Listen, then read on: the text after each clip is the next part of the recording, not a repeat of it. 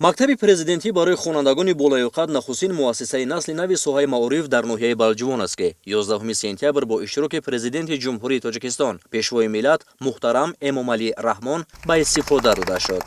таъсиси чунин муассиса дар ноҳияҳои дурдаст ки аз лиҳози барномаҳои таълимӣ, кадрҳои соҳибтахассус, имтиёз ба хонандагон ва шароиту инфраструктур бартарӣ дорад, бозгӯ аз зери таваҷҷӯҳи роҳбари давлат қарор доштани соҳаи маориф ва илм мебошад. иншоот дар асоси супориши пешвои миллат муҳтарам Эмомалӣ Раҳмон вобаста ба рушди зеҳну тафаккури хонандагон бо 5 бинои мутобиқ ба меъёру талаботи муосир сохта шудааст.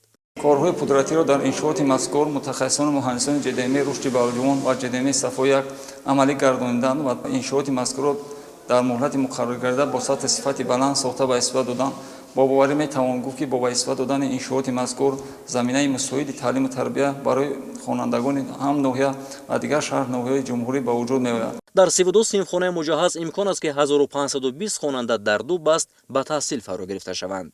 синфхонаҳои компютерии пайваст бо шабакаи интернет ба дарёфти адабиёти гуногун ва омӯзиши илмҳои замони муосир мусоидат мекунад. барои аз худ кардани илмҳои дақиқ синфхонаҳои химия, биология ва физика бо муҳимтарин дастгоҳу лавозимоти таълимӣ таҷҳизонида шуданд ки ин дар омӯзиши назариявӣ ва амалии хонандагон нақши муассир мегузорад. тавре таъкид гардид ҳадафи давлату ҳукумат аз фароҳам овардани чунин шароит омода кардани кадрҳои дорои донишу малакаи баланд аст ки оянда тавонанд дар идораи умури давлатӣ ва ватани азиз саҳамгузор бошанд. зарурати истифодаи босамар аз ин дастгоҳу таҷҳизоти навтарин бо ташкилу баргузории дарсҳои амалӣ бештар таъкид гардид. синфхонаҳои таълими меҳнат, маҷлисгоҳ бо 180 ҷои нишаст, ошхона, толори варзиш, майдончаи варзишӣ ва дигар инфраструктури зарурӣ ба омӯзиши касбу ҳунар, баргузории ҷамъомаду вохӯриҳо, ҷалби хонандагон ба бозиҳои футбол, волейбол ва баскетбол заминаҳои воқеӣ мегузорад. дар ҳамин ҷо президенти ҷумҳурии Тоҷикистон пешвои миллат муҳтарам Эмомалӣ Раҳмон ба фаъолияти боз як муассисаи нави таълимӣ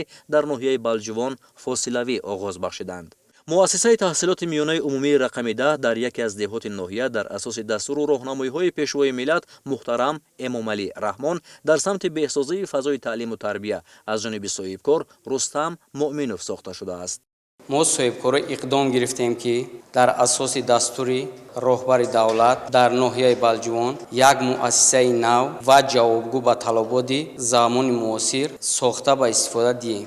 дар ин деҳот ки 180 хоҷагӣ дорад, бо мунтазам зиёд шудани шумораи хонандагон раванди таълим дар бинои қаблии дорои 6 синфхонаи садамавӣ мушкил шуда буд.